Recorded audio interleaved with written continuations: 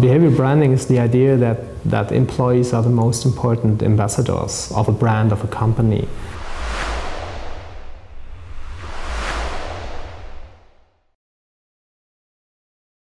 If you buy a product in a B2C context, you may not have any contact with a personal employee, but if you've got any recommendations, if you've got any questions, you may call the call center, and at that point you have personal contact, and this contact has got a very strong effect on the way you experience a brand. What we found is the personal contact is most important for customer satisfaction and loyalty. And that's the same in the B2C as well in the B2B context. It's always the most credible and the most influential point of contact in the customer-company relationship.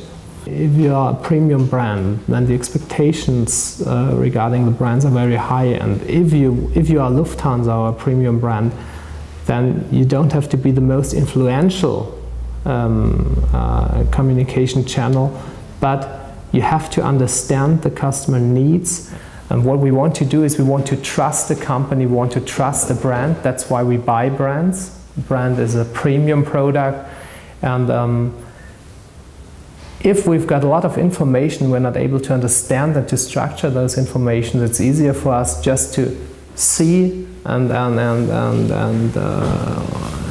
interpret the person and trying to understand how this person works, how he or she behaves. And when we try to describe the brand, we always use those personal attributes, and that's the way we interpret the brand. And we have to involve employees better. What we did the last years is just explaining to employees or writing brand books. These are our values, please remember whenever you see a client. But it's not, the most difficult thing is not to remember values, but to interpret values in the right way. We've got very strong brands and they've got a very strong value system, and then you've got employees who share those values and who want to live up to those values. On the other hand, we have got those guys who are not interested, who are not able to share those values. And branding means to position yourself, and that means you have got friends and you've got other people who don't like you, and the strong brand needs to be strong enough to hold those people who share the values, but to make those people who don't want to share those values leave. I think that's the idea of strong brands. If you look at Hilti, if you look at Lufthansa, they have got this idea of a brand, they share values, and that's like a team. We've got a lot of people who have got we call it a low-level focus. They focus on details and do not understand the whole picture. And for example, if you look at Apple, they always communicate a global picture.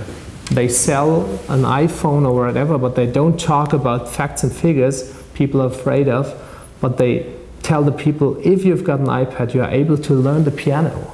Nobody knows why and how, but they create a dream and therefore shift the whole campaign or the perception of an innovation from a low-level focus, focused on details, to a high-level focus, seeing the solution of the whole thing. And that's the idea of GE too.